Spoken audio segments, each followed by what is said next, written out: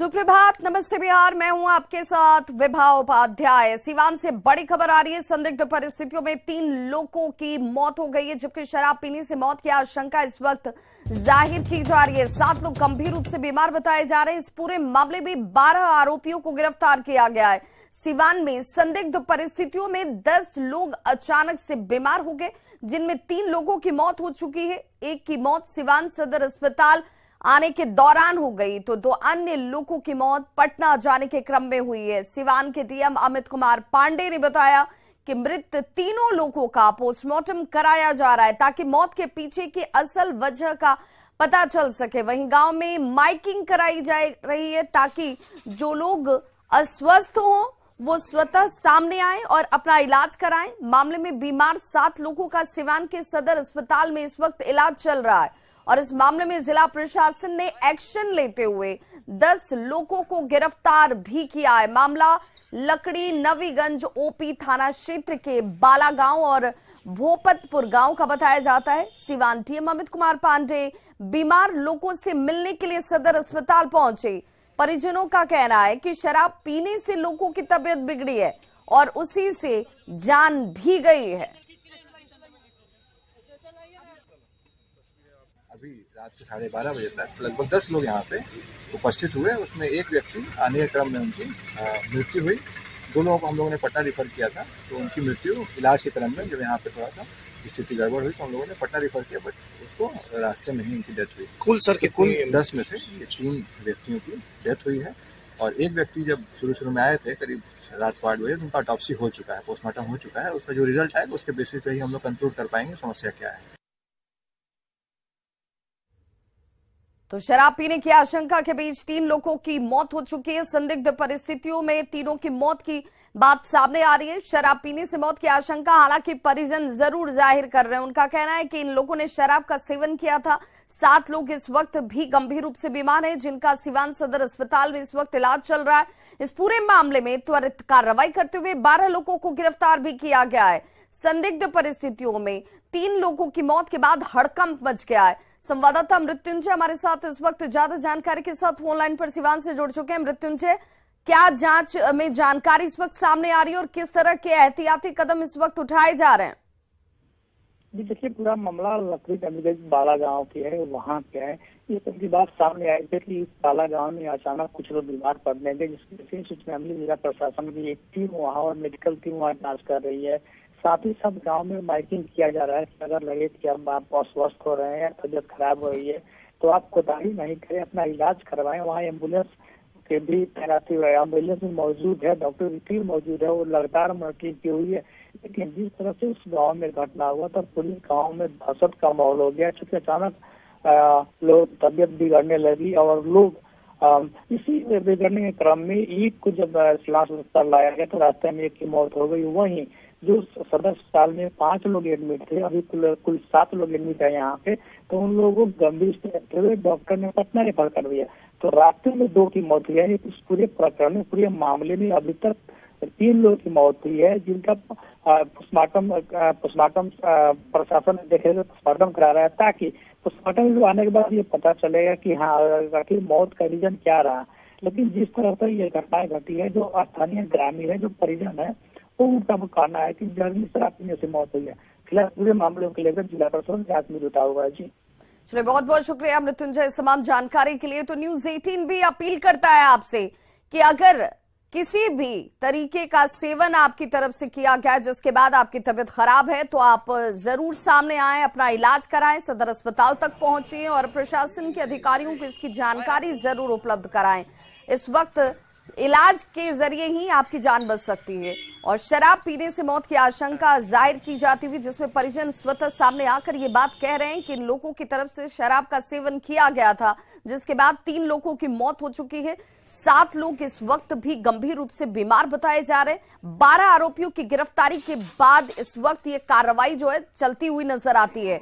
आपको बताते चलें कि संदिग्ध परिस्थितियों में मौत के पीछे शराब का सेवन हालांकि परिजनों की तरफ से जरूर बताया जा रहा है। डीएम अमित कुमार की तरफ से यह कहा गया है कि माइकिंग कराई जा रही है, मेडिकल टीम भी गांव में कैंप कर रही है, ताकि लोग जो हैं वो अगर बीमार हैं तो उनको इलाज मिल सके, और वक्त पर इलाज मिलने के बाद ही आपकी जान बच सकती है। इसलिए इससे छिपने की या बचने की जरूरत नहीं है, सामने आकर इलाज कराने की अपील अब न्यूज़ 18 भी आपसे कर रहा है।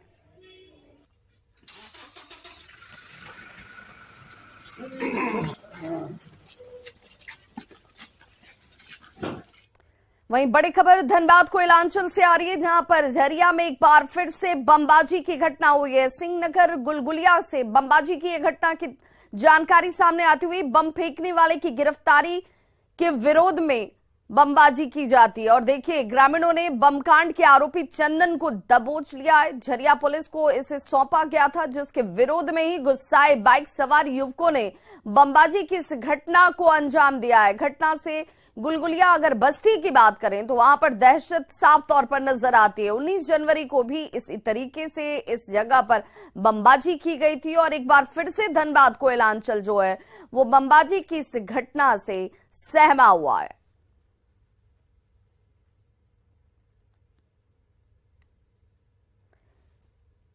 तो बमबाजी की लगातार एक के बाद एक ये दूसरी घटना, झरिया में एक बार फिर से बमबाजी की इस घटना ने कानून व्यवस्था को लेकर जरूर सवाल खड़े कर दिए हैं। सिंहनगर गुलगुलिया में बमबाजी की घटना को अंजाम दिया गया और गिरफ्तारी के विरोध में यह बमबाजी की गई। गिरफ्तार शख्स को छुड़ाने के लिए यहां पर बमबाजी की जाती है, और इस घटना के बाद से दहशत का माहौल लोगों के बीच साफ तौर पर नजर आता है। संवाददाता संजय गुप्ता हमारे साथ इस वक्त ज्यादा जानकारी के साथ फोन लाइन पर जुड़ चुके हैं। संजय, क्या जानकारी मिल रही है? जिन लोगों की तरफ से बमबाजी की इस घटना को अंजाम दिया गया, गिरफ्तारी कितने लोगों की? सबसे बड़ी बात है कि जो झरिया में अभी कांग्रेस के जो विधायक पूर्णिमा नीरज सिंह है और भाजपा के जो है नेत्री रागिनी सिंह, उनके समर्थकों में के बीच तानातनी बनी हुई है। दोनों ही लोगों में तानातनी बनी हुई है, और सिंहनगर गुलगुलिया पट्टी के जो लोग हैं कुछ दिन पहले भाजपा में शामिल हुए थे, और उसके बाद से ये गुलगुलिया पट्टी जो है सब अरंजन क्षेत्र में तब्दील हो चुकी है। वहाँ के एक पहले तो सोनू सिंह जो है तीसरा में वहाँ पर गोली मारी गई। उसके बाद यह आरोप भाजपा के लोगों ने कांग्रेस पर लगाया। फिर कुछ दिन बाद 19 तारीख को गुलगुलिया पट्टी में ये खूनी संघर्ष हुआ, और वहां पर बम गोली जो तलवारबाजी हुई, और इसमें 1 दर्जन से लोग अधिक घायल हुए थे। उसमें एक भाजपा के जो समर्थक है उनकी मौत हो गई थी। इस बात को लेकर भाजपा के प्रदेश अध्यक्ष यहाँ पर पहुंचे, और उन्होंने इसको लेकर झरिया पुलिस और सिंदरी डीएसपी पर कड़े आरोप लगाए कि वो आरोपियों को बचा रहे हैं। और इससे ठीक एक दिन बाद फिर रात में जो है सिंहनगर में बमबाजी होती है, और बताया जाता है कि 19 तारीख की घटना में जो आरोपी थे सचिन धिक्कार, उसको जो है वहां के लोगों ने पकड़ कर पुलिस के हवाले कर दिया, और इसके विरोध में 2 बाइक सवार आकर गुलगुलिया पट्टी में बमबाजी करते हैं। घटना से पूरे गुलगुलिया पट्टी में दहशत का माहौल है, और पुलिस पर आरोप लग रहे हैं कि जो आरोपी है उनको वो पकड़ नहीं रही है, और यही कारण है कि पूरा रण क्षेत्र गुलगुलिया पट्टी बन चुका है, और गुलगुलिया पट्टी के लोग दहशत में है। फिलहाल अब देखना है कि पुलिस उन लोगों को गिरफ्तार करती है या फिर रण क्षेत्र के रूप में होने के लिए गुलगुलिया पट्टी को छोड़ देते हैं। फिलहाल बहुत बहुत शुक्रिया संजय गुप्ता इस तमाम जानकारी के लिए। तो देखिए, 2 पक्षों के लोग, चाहे वो किसी भी पार्टी से संबंधित हो, घटना को अंजाम दिया जा रहा है, और कानून व्यवस्था को लेकर जरूर सवाल लोगों के जहन में उठने स्वाभाविक तौर पर नजर आते हैं। वहीं बीएसएससी पेपर लीक कांड में बड़ा खुलासा हुआ है। बेगूसराय से जुड़े हुए पेपर लीक के तार जो है वो साफ नजर आ रहे हैं। विकास विद्यालय से पेपर लीक परीक्षा केंद्र का अकाउंटेंट जो है वो गिरफ्तार किया गया है। विद्यालय का अकाउंटेंट रोशन, जिसका नाम रोशन बताया जा रहा है, उसको गिरफ्तार कर लिया गया है। पेपर लीक कांड में ईओयू का ये बड़ा खुलासा, जिसमें आर्थिक अपराध इकाई की टीम ने जांच के दौरान ये पाया कि बेगूसराय के विकास विद्यालय से पेपर लीक हुआ था, और इसी संबंध में बेगूसराय के विकास विद्यालय परीक्षा केंद्र के अकाउंटेंट रोशन कुमार को गिरफ्तार कर लिया गया है। रोशन 23 दिसंबर की परीक्षा में अनुपस्थित था।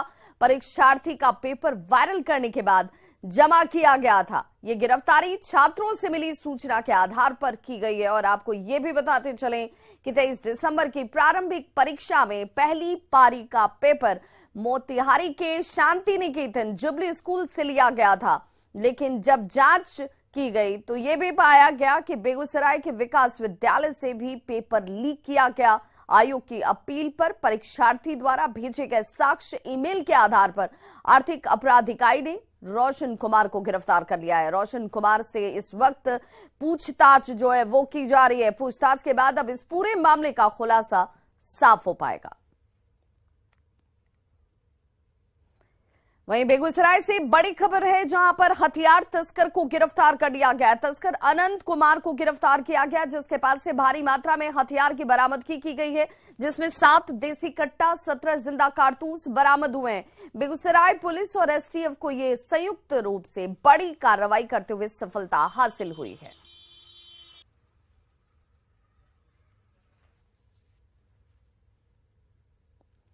वहीं गोपालगंज से बड़ी खबर आ रही है, जहां पर शराब पार्टी के दौरान चाकूबाजी की घटना को अंजाम दिया गया, जिसमें एक युवक को चाकू मारकर घायल कर दिया गया है। नशे की हालत में इलाज के लिए सदर अस्पताल में शख्स को भर्ती कराया गया। नगर थाना के राजेंद्र नगर मोहल्ले की यह घटना है। बताया जा रहा है कि राजेंद्र नगर मोहल्ले में एक होटल में कुछ युवक शराब पार्टी कर रहे थे। शराब पीने को लेकर आपस में ही मारपीट शुरू होती है और फिर चाकूबाजी तक ये पूरा मामला पहुंच गया। चाकूबाजी में पिठौरी गांव निवासी नीतीश कुमार गंभीर रूप से जख्मी हो गया। शराब के नशे में जख्मी युवक को इलाज के लिए सदर अस्पताल में भर्ती कराया गया और अब इस पूरे मामले की जानकारी को लेकर के बताया जा रहा है कि पुलिस ने प्राथमिकी दर्ज कर कार्रवाई की शुरुआत कर दी है। अगली खबर बेगूसराय से, जहां डीजे की धुन पर कुछ लड़के शराब के नशे में डांस करते हुए नजर आ रहे हैं और बीच बीच में लड़के हथियार भी लहरा रहे हैं। ये वो वीडियो जो इस वक्त बेहद तेजी से वायरल है। वीडियो लोहिया नगर हनुमान मंदिर के पास का बताया जाता है और वीडियो के सामने आने के बाद अब पुलिस जांच की बात कह रही है, लेकिन अब तक इस मामले में किसी की गिरफ्तारी नहीं हुई है। इस वीडियो के सामने आने के बाद सवाल उठ रहा है कि क्या लफंगों में पुलिस का जरा भी खौफ नहीं है?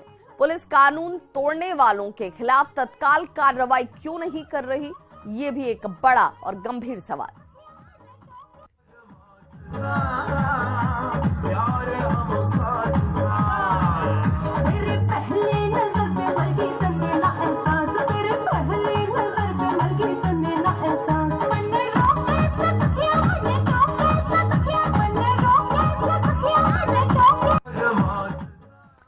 दरभंगा में उत्पाद विभाग की टीम पर ही हमला कर दिया गया। उत्पाद विभाग की टीम ने शराब बेचने के आरोप में एक महिला को गिरफ्तार किया था, जिसके बाद स्थानीय लोगों ने टीम पर हमला कर दिया, जिसमें 5 सिपाही घायल हुए हैं। बताया जा रहा है कि 4 गाड़ियों को भी नुकसान पहुंचाया गया। इस दौरान घटना विशनपुर थाना क्षेत्र के डिलाही गांव के पास की है। विशनपुर थाना अंतर्गत हम लोग गुप्त सूचना के आधार पर कि वहाँ पे चुलाई शराब बनाया जा रहा है और बेचा जा रहा है, उसकी सूचना पर हम लोग छापामारी करने डिलाही में गए थे। डिलाही गांव में जैसे हम लोग छापामारी किए, एक महिला शराब के साथ गिरफ्तार हुई और उसके बाद पूरा गांव वहां पे हम लोग को घेर करके ईटा पत्थर चलाने लगा है, जिसमें हमारे कुछ जवान को चोट लगा है, हमारे पदाधिकारी भी घायल हो गए हैं। विशनपुर थाना क्षेत्र के डिलाही गांव में हुई है। गुप्त सूचना मिली थी कि वहां शराब बनाया जा रहा है और बिक्री किया जा रहा है। हमारी टीम वहां गई छापामारी करने के लिए। एक अभियुक्ता को गिरफ्तार भी किया वहां से, महिला को, आशा देवी, और उसके पास से लगभग 25 लीटर के करीब में शराब मिली बरामद हुई है। और जब गिरफ्तारी के बाद वहां का पब्लिक उग्र हो गया। और बड़ी खबर इस वक्त राजधानी पटना से, जहां पर 7 शराबियों को गिरफ्तार किया गया है। शराब पार्टी करते हुए ये सभी 7 शराबी पकड़े गए हैं। पत्रकार नगर थाना से इनकी गिरफ्तारी की गई। 90 फीट के पास पार्टी चल रही थी, वो भी शराब की पार्टी। पुलिस फिलहाल इन सभी से पूछताछ कर रही है।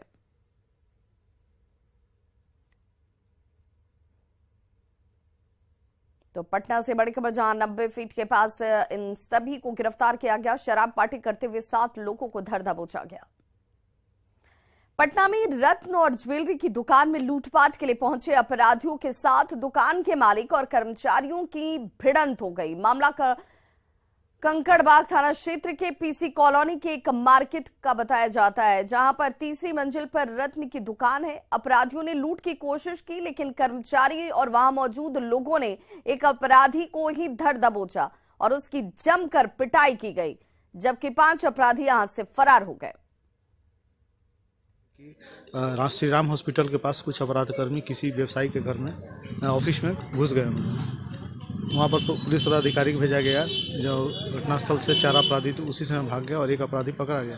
1 अपराधी से जब पूछताछ की गई तो पता चला कि जो जय सिंह है, ये रत्न के व्यवसायी करते हैं और जय सेक्टर में 3 मंजिल पर इनका कार्यालय है। इसी में 5 आदमी मिलकर इनके यहाँ ज़बरदस्ती घुस गए और इनको मारने के चाहे।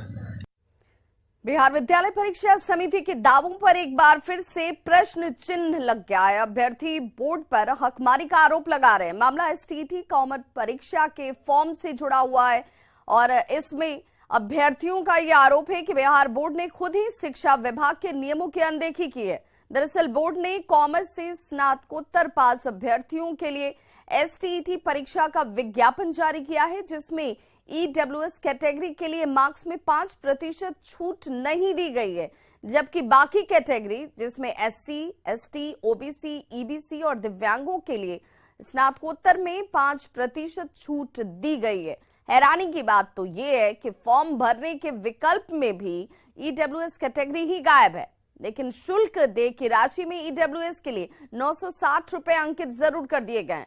अब अभ्यर्थियों का यह आरोप है कि जब 2020 नियमावली के तहत परीक्षा ली जा रही है तो ईडब्ल्यूएस को मार्क्स में 5% छूट क्यों नहीं? कैटेगरी की घोषणा भी कर सके। नियमावली बनी हुई है 2020 की, उसके जो है विरुद्ध ये विज्ञापन है और उसमें जो ईडब्ल्यूएस के लिए 5% का छूट है वो नहीं दिया जा रहा है। ये अनुचित है और हमारी सरकार से मांग है कि सरकार ईडब्ल्यूएस अभ्यर्थियों के लिए भी 5% का छूट दे और ऑनलाइन फॉर्म में भी उसका प्रोविजन कराए। अगर आप बिहार विद्यालय परीक्षा समिति का जो देखिएगा आप विज्ञापन, इस विज्ञापन में सभी वर्गों के लोगों को तो 5% छूट दी गई है, लेकिन ईडब्ल्यूएस कैटेगरी के लोगों को 5% की छूट नहीं दी गई है। यहाँ तो और भी हम आगे की बात करें, आपको हद तो तब हो गई जब अभ्यर्थी फॉर्म भरने जा रहे हैं एसटीईटी का और जो ईडब्ल्यूएस कैटेगरी से आते हैं, उनके विज्ञापन में स्पष्ट वर्णित है कि ईडब्ल्यूएस वाले को और जनरल कैटेगरी वाले को 960 रुपए फी लगेंगे, लेकिन जब वो फॉर्म भरने जाते हैं तो उनको वो कैटेगरी ही नहीं मिलता है, वहां पे सिर्फ जनरल कैटेगरी शो कर रहा है। बिहार विद्यालय परीक्षा समिति पर एसटीईटी कॉमर्स परीक्षा के विज्ञापन में बड़ी गड़बड़ी का आरोप लगा है। अभ्यर्थियों ने आरोप लगाया है कि बिहार विद्यालय परीक्षा समिति ने ईडब्ल्यूएस की हकमारी की है। आखिर आरोप कितना सही है और हकमारी कैसे हुई है, ये आपको हम बताते हैं, क्योंकि वर्ष 2020 में शिक्षा विभाग ने एक नियमावली तैयार की थी और उसके तहत एसटीईटी की परीक्षा आयोजित होने वाली है और उसी के तहत जो नियम है उसको फॉलो किया जाना है। लेकिन आप यहाँ पर देख सकते हैं जो नियमावली तैयार है उसमें कहां पर जो है अनदेखी की जा रही है। तो सबसे पहले आपको हम बताते हैं कि देखिए 50% जो है स्नातकोत्तर में मार्क्स होना जरूरी है, लेकिन 5% छूट भी इसमें अनिवार्य है। जो नियमावली है उसमें किनको किनको छूट दी जाएगी ये भी है।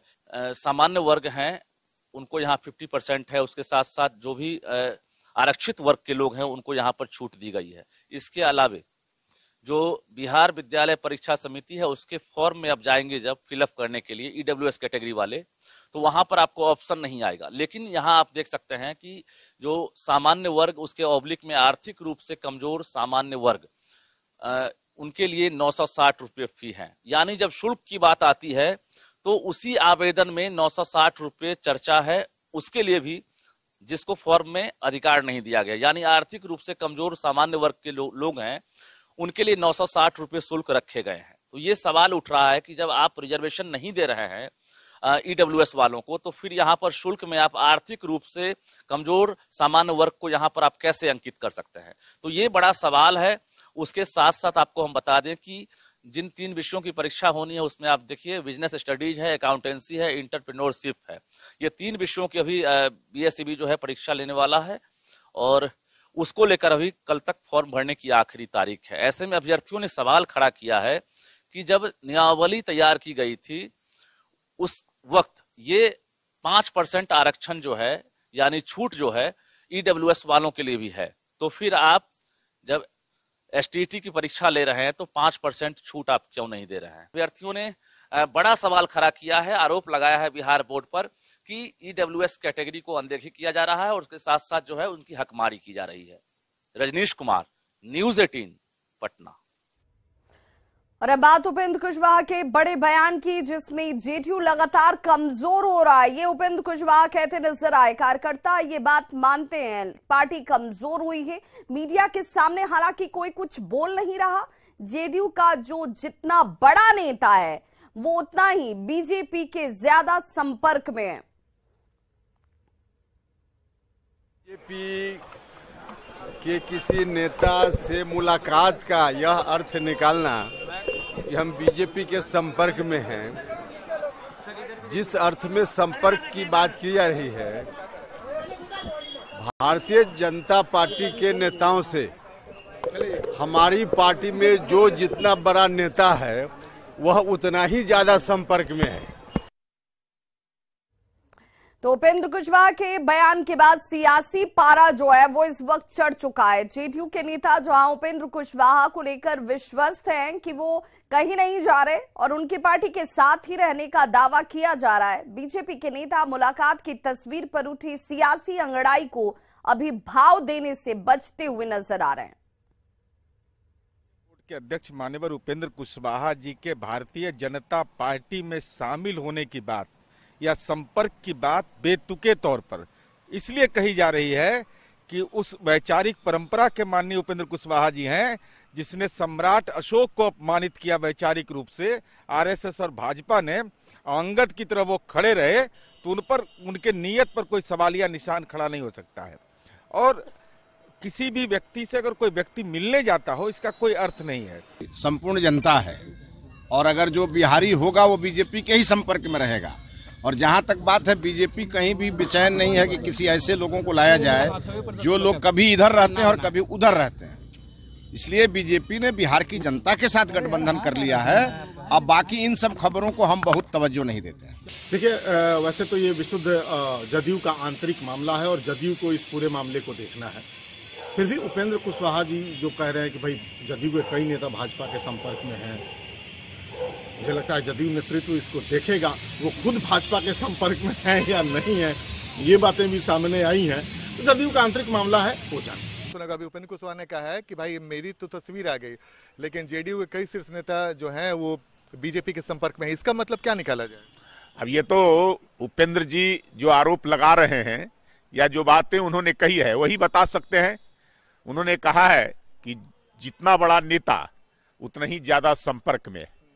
तो अब कौन लोग संपर्क में है, अब वो तो खुद जो है से जदयू के लोग ही बता सकते हैं। लेकिन मैं इतना जानता हूं, जिनको विकास पसंद होगा, जो विकास परक व्यक्ति होगा, वो एनडीए को पसंद करेगा, नरेंद्र मोदी की नेतृत्व को स्वीकार करेगा। तो जेडीयू नेता उपेंद्र कुशवाहा के बीजेपी से करीबी के अटकलों पर बीजेपी से राज्यसभा सांसद राकेश सिन्हा ने कहा कि ये उनका कार्यक्षेत्र नहीं है, लेकिन बीजेपी सदैव समग्र विकास की राजनीति करती है।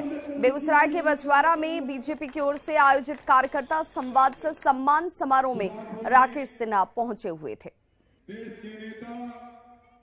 मेरे कार्य क्षेत्र से बाहर है, लेकिन मैं इतना जानता हूं, भारतीय जनता पार्टी एक सर्वसमावेशी पार्टी है और भारतीय जनता पार्टी चाहती है कि राज्य का विकास हो।